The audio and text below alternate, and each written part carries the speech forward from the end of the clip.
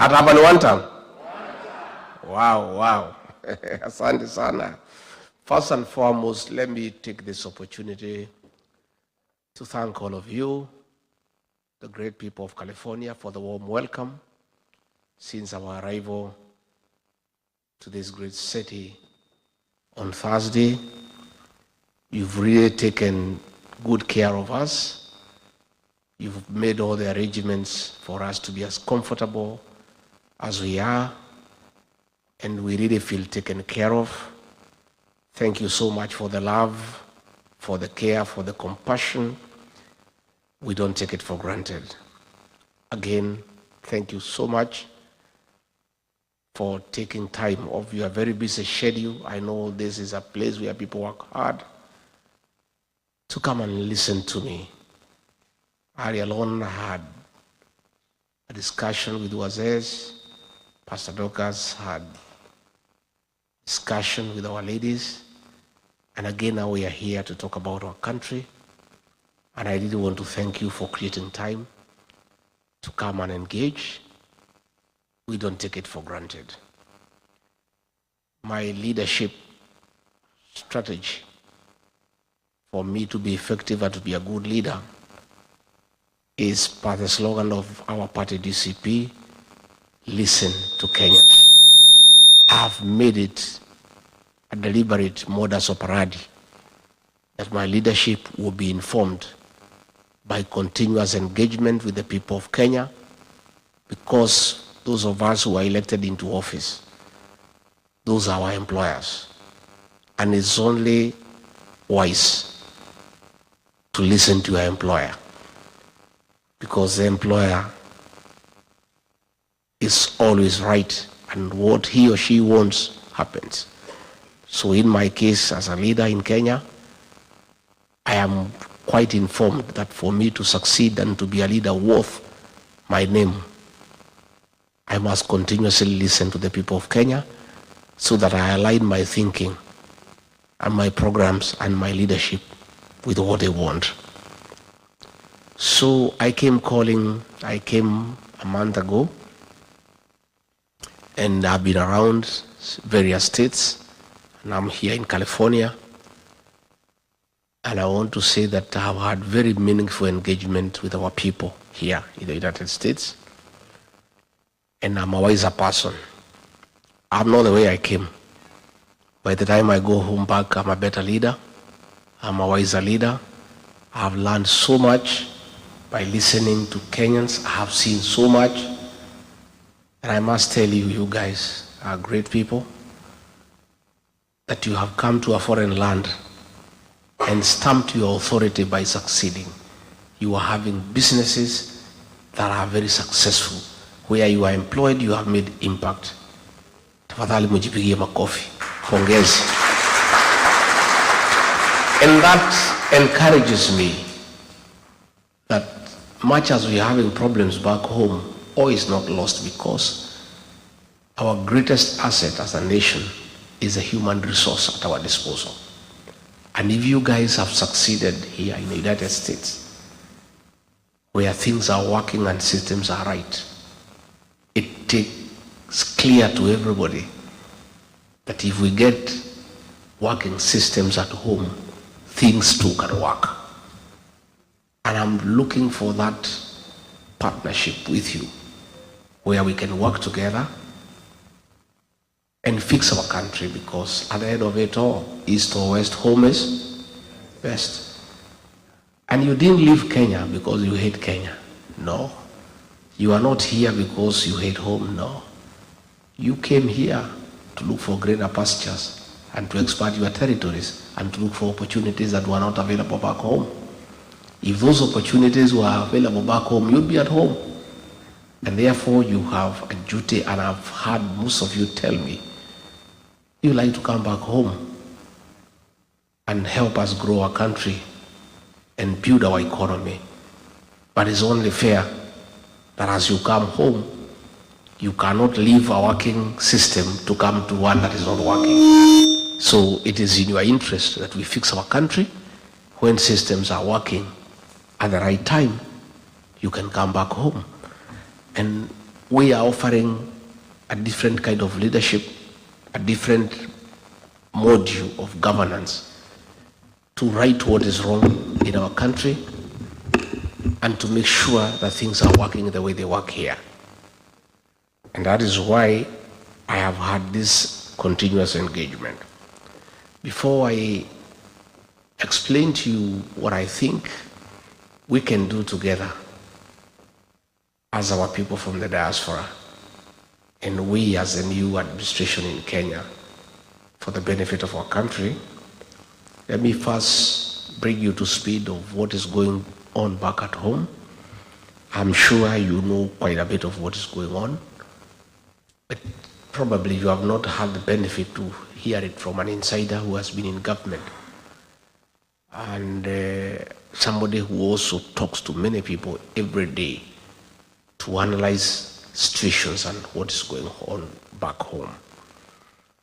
What is going back at home is that the president we elected, most of you, ourselves, we campaigned for him, has turned against the people of Kenya and become a dictator who cannot be told by anybody, and he's running down the country and nobody can talk to him.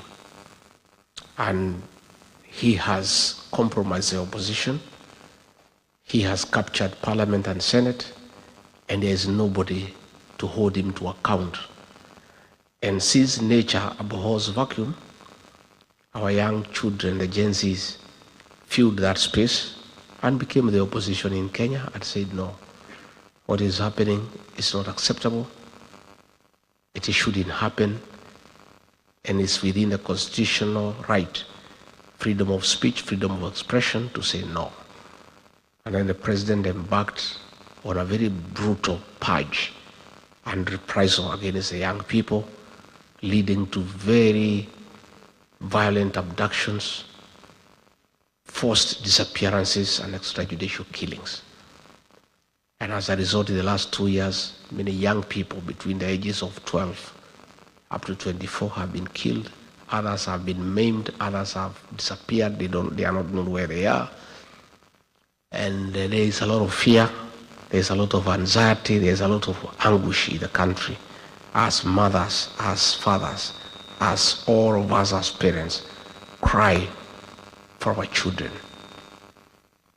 Things have gotten so bad that the president doesn't fear anymore to support the killing of children publicly. His minister for Interior publicly and shamelessly gave an order of shoot to kill to policemen and said, if you see anybody near a police station, just shoot and kill, despite the fact that a police station is a public institution and Kenyans have every right to go to a police station. Instead of William Ruto admonishing the minister for going against the constitution, he went ahead and issued further orders himself that people should be shot in the leg. A president saying publicly, shoot them in the leg, harm them, then take them to hospital on their way to prison. That is how callous he has become, and he doesn't hide anymore. Is the extent of the impunity that is very worrisome to the people of Kenya. That a leader who is elected by the people has the audacity to threaten Kenyans and issue orders for them to be harmed, to be injured before they are in prison. Even before Kenyans could recover from that shock, one of his sycophants, who is a chairman of the Committee on Defense and Foreign Relations in Parliament, Nelson Koech, went ahead and said the president is wrong. He's too soft, he's too lenient. They should not be shot on the leg, they should be shot on the head. That is the kind of impunity that is in our country.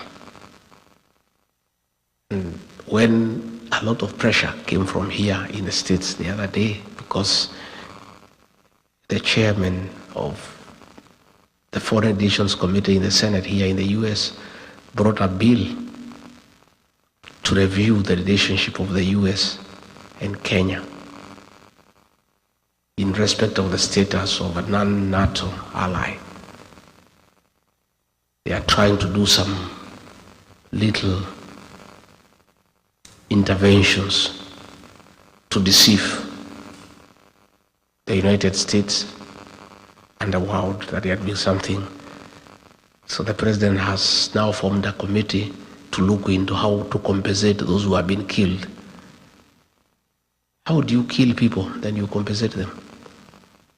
What he should do before he can talk of compensation is first stop the killing and recite his order of shooting the leg and recite the order of Kipchumba Murkomen of shoot to kill before he can even talk about compensation. Fine, it is in order to compensate families that have lost their children. But it is immoral to kill children and then compensate their parents. Why don't you let them live? Let them live. You don't have to compensate them. If they are leaving you, there is no need for compensation. So the president needs to admit liability, apologize to the parents and to the people of Kenya, recite his order on shooting the leg, countermand his minister on shoot to kill, then we can discuss compensation. But you cannot pretend you are compensating people who have lost their children and you have not yet recited the order that you gave for them to be shot. It's double speak and it's not genuine. Again, back home, he has messed the healthcare system. When he came into office, there was the NHIF, which was struggling but working. And you people know, because you take care of people back home. At least NHIF was working but struggling. So what we needed were reforms in the NHIF Act to make it more compliant, to make it more efficient, and to make it serve the people of Kenya. Instead, he scrapped it and brought something called SHIF. NHIF needed 800 million Kenya shillings to reform. He scrapped it and brought something called SHIF at a cost of 104 billion Kenya shillings. That is money that is being stolen. And the thing is not working despite spending that amount. As we speak yesterday, the private hospitals said that all government employees will have to pay cash in advance because SHA is not working. You people know because you are here. And I know you support many families back home. You know SHA is not working. And I know you are making interventions to help your relatives back home. The education system, again, most of you are beneficiaries of the Kibaki free primary education. Most of you are beneficiaries of the higher education loans board that saw you through university. Those are things that are working but have been messed up. The health program has been discarded and they have come up with something that is not working, has made university education beyond the reach of ordinary Kenyans. And many of our students are at home. Again, money meant for free primary education has been diverted and is the one that is being used for these useless empowerment programs by Mr. Soprano. This money you see in bags, in sacks every weekend is money that was meant for free primary education. A great legacy by President Kibaki has now been destroyed. Business, there is no money in circulation. If you go to Nyamakema, if you go to Taveta Road, if you go to River Road, before getting a shop there, you needed to pay goodwill about 20 million Kenya shillings. Today, all the shops have been closed. If you want a shop, nobody asks you for goodwill. The owner of the shop will tell, take it up, pay me rent or whatever you can afford. There is no money in circulation. Business people who have done business with the government have not been paid. Pending bills in excess of Kenya shillings 900 billion have not been paid. William Ruto would prefer to do new projects so that he can negotiate commissions with the new suppliers and new contractors. So that is the situation back home. When I was in office, I had a very good program on fighting illicit brews and alcoholism and drug abuse. And I was dealing with the policy level of stopping illicit brews being available in the market. And we had succeeded in getting our young people back home to start families and to be productive. And Pastor Dorcas would deal with the ones who are already addicted by having rehabilitation programs. All that was sabotaged. The illicit brews are back. Our young people are in the trenches and in the drainage, drinking and destroying their lives. There is nobody to deal with the ones who are addicted, to assist our children who are suffering from drug abuse. So in a nutshell, we have that challenge, but the Kenyan people have realized their mistakes. We were deceived and duped in electing a man who came with the Bible and said he is born again. They trusted him. He said he'll put money in their pocket. Instead of putting money in the pocket, he removed the little that was there. Nothing works.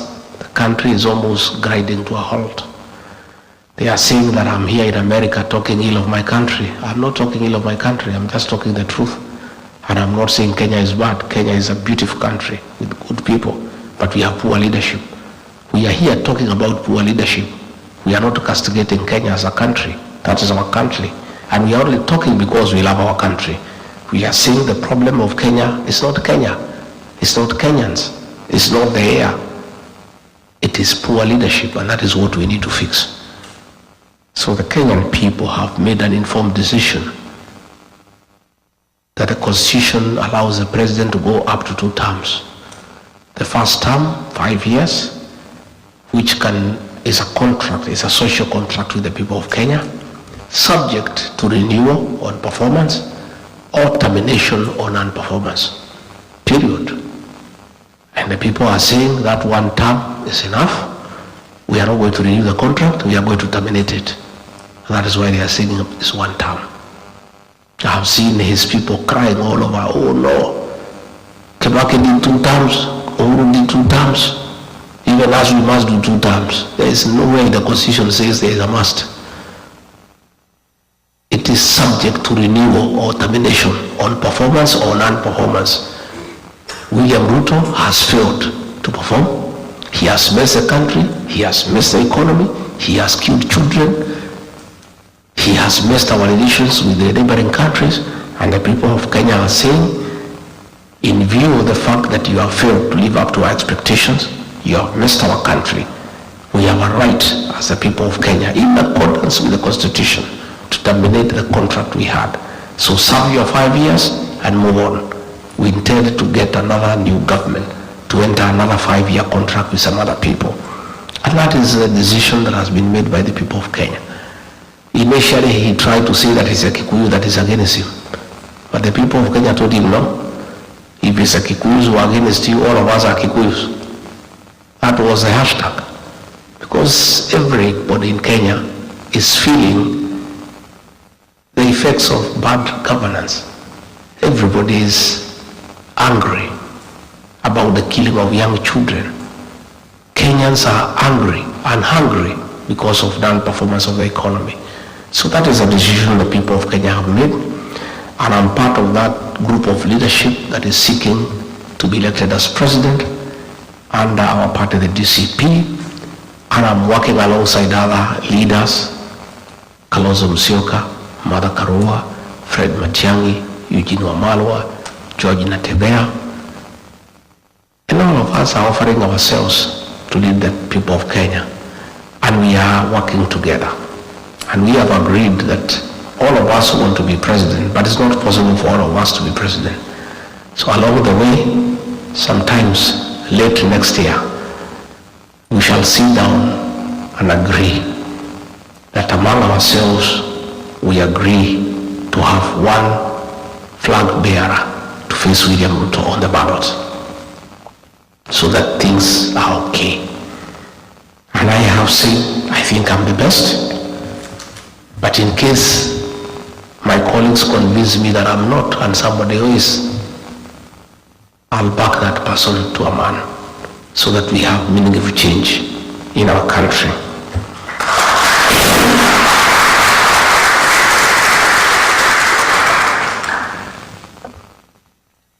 I'm looking for you people, first and foremost, to appraise you on what is going on home and to ask you to help us. Because you must, because you are part of Kenya. I know you are as disturbed as we are about the killing of children. I know you are as concerned as we are about bad governance. I know you are mad at the corruption taking place in Kenya. I know you disagree 100% with the misappropriation of funds for personal aggrandizement. We therefore want to partner with you because you have a lot of influence back home. And I want to appeal to you to talk to people back at home and ask them to register as voters and join us in electing a new government that will respect the will of the people, that will create good governance structures, and that will bring prosperity to the people of Kenya. Utatusaidia nyumbani? Again, I want to seek partnership with you because you are important. It's true, Wanubengo, that pastor was saying that you guys are useless, nobody needs to talk to you. Those are Ruto sycophants. He has a big choir called Praise and Worship. People who just praise and worship him. They thank him because there is sunshine. They thank him because there is moonlight. They thank him for the air we breathe, although he has nothing to do with it. It's a sycophants. And they have been ignored by the people of Kenya. Don't even think about them. Nobody listen to what they are saying. You people are critical. And you are a serious partner of any serious administration that wants to succeed. In the following manner. One, in the 1970s, coffee was #1 foreign exchange earner. In the 80s, tea became the first, the best foreign exchange earner for the country. In the 90s, it was overtaken by tourism. But as we speak today, it's not coffee, it's not tea, it's not tourism. Remittances from the diaspora are #1 foreign exchange earner for our country. And you guys are a serious partner in our economy. It is the money that you send home that we use to pay our public debt. It's the money that you send home we use to run our embassies. It is the money that you send home we use for importation of goods. For any country to succeed economically, you need a very strong partnership with the diaspora. You know, for those of us who rear some dairy cows, the dairy animal, the dairy cow, if you want milk from it, you must look after it. And you must make sure the cow is happy. You must give it hay, you give it lucerne, you give it dairy meal. In fact, nowadays we are giving them mattresses to sleep on so that they don't feel cold. And some people have even become very imaginative. You play them country music, Ken Rogers and Don Williams, so that they give you milk. The diaspora brigade is the dairy cow of the Kenyan economy. We must look after the diaspora people to agree to inject their money into our economy. And your money is huge. If we have programs to give you incentives to invest your money back home, we don't have to borrow money from other countries. Your money is enough to run our economy. So I look forward to a partnership where we shall agree with you people how we give you incentives to bring your money back home. We want you to come and start factories. We agree, we give you a tax holiday for several years, that there is no taxation if you set up a factory, so that you can create employment home and expand the tax bracket. We want to agree with you if we can have a diaspora bond where we can have a special interest package where you bring your dollars home, you earn a certain interest rate much higher than the country where you have come from. There are many things we shall discuss. Yeah? And I don't understand what is wrong with Ruto. When we need your money, When I'm here, I think early in the week, the central banks issued a circular that they want to go to homes where you send money and talk to your mothers and your uncles and your brothers to find out how much money you send them. You know, you guys have already paid tax and you are helping your mother because the hospitals are not working. You are helping your brothers because the education system has failed. Yet the president now is asking central bank to go to homes and to get data on the money that you send home. Tell your mothers and your fathers and your brothers that that is illegal. They should not divulge any information to anybody. If William Ruto wants to know how much money you send home, he should come here and talk to you.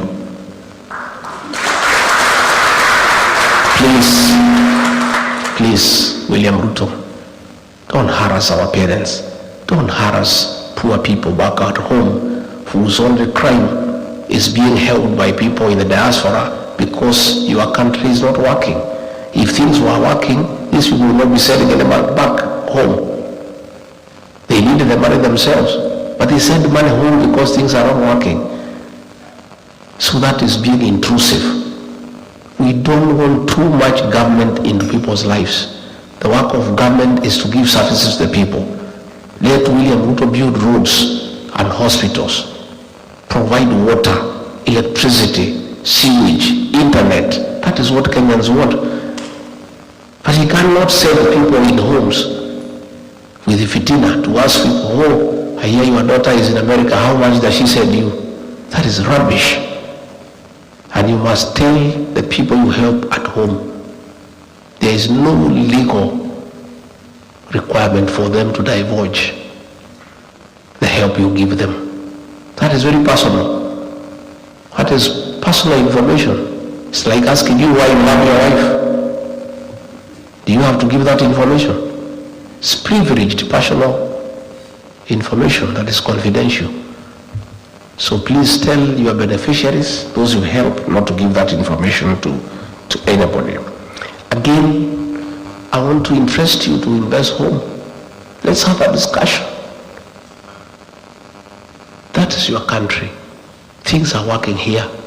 Why not? Yesterday, I spent a day in Silicon Valley. And I went to Google, I went to Meta, and things are working. And what is amazing, at Meta I found 35 Kenyans who are driving Facebook, Instagram, WhatsApp. Kenyans, young Kenyans, knowledgeable. At Google I found a Kenyan there, a young guy there. They are the guys behind the success of that great establishment. Later on I met executives in the Silicon Valley running successful businesses. And you know, when I listen to people at Google, I listen to people at Meta on the ideas they have on innovations, on artificial intelligence, I was so embarrassed that despite having that kind of capacity with Kenyans to turn around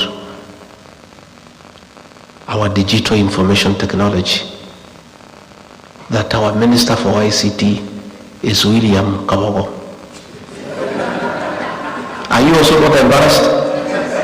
It's embarrassing. A guy who knows nothing about IT.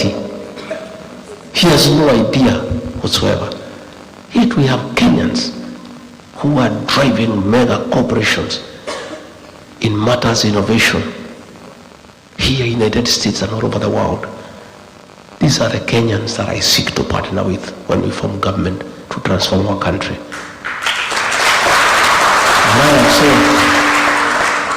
And I'm saying on a very serious note, you guys have demonstrated capacity to succeed in a foreign land. I want you to help us transform our country like the way you have done it here in the United States. All we need to do is to give you the opportunity. And you have a proven track record of success. Our embassies here abroad, we must ask you guys to help us run them.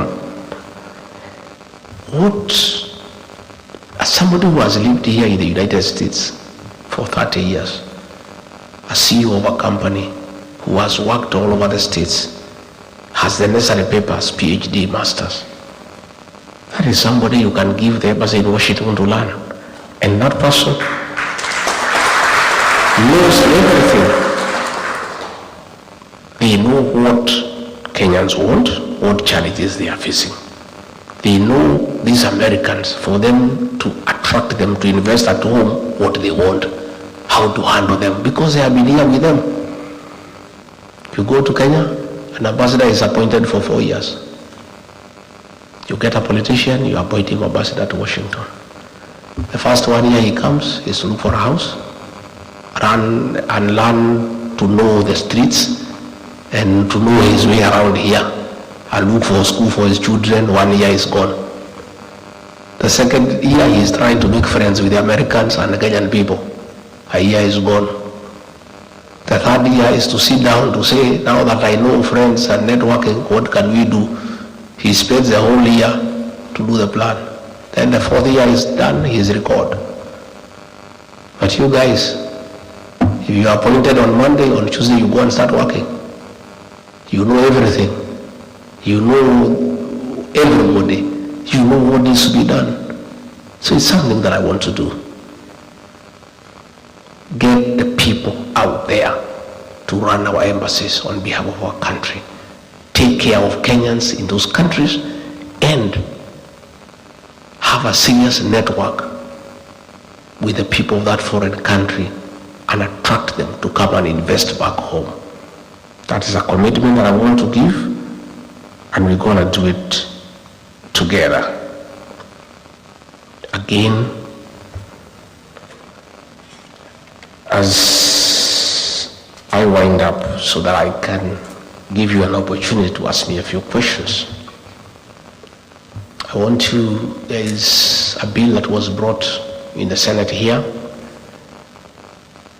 calling for an investigation to facilitate the reviewing of the relationship between Kenya and the US in matters, the status of non-NATO ally.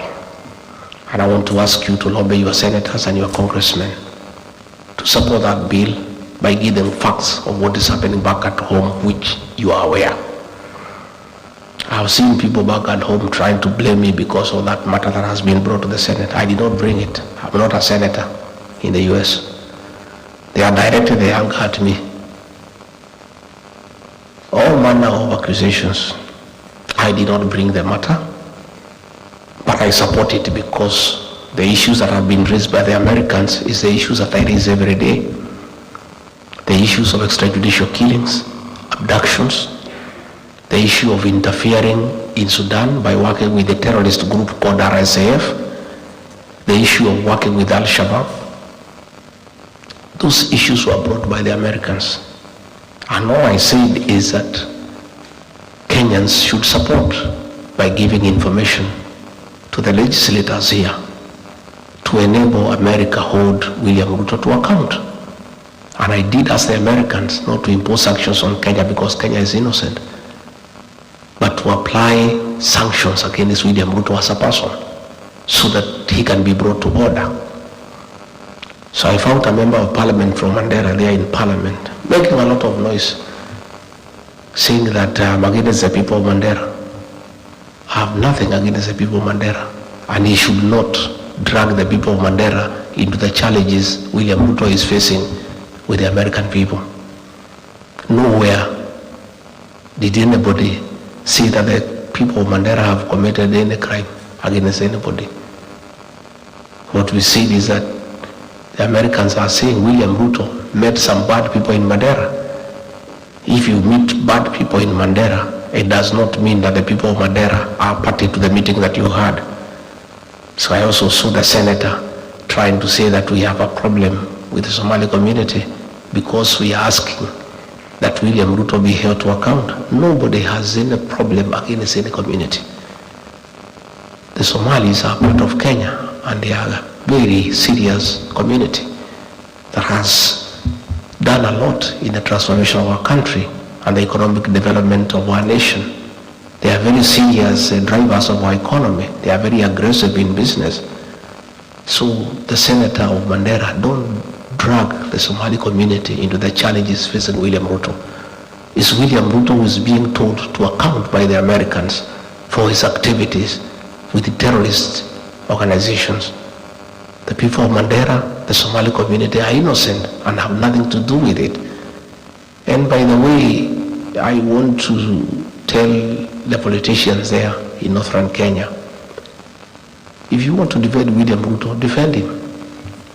But don't try to create a wedge between us and the Somali community, because we have nothing against them. They are part of Kenya, and they too are telling us they are suffering just like the rest of Kenyans. And doesn't mean because Aden Ware is eating, the Somali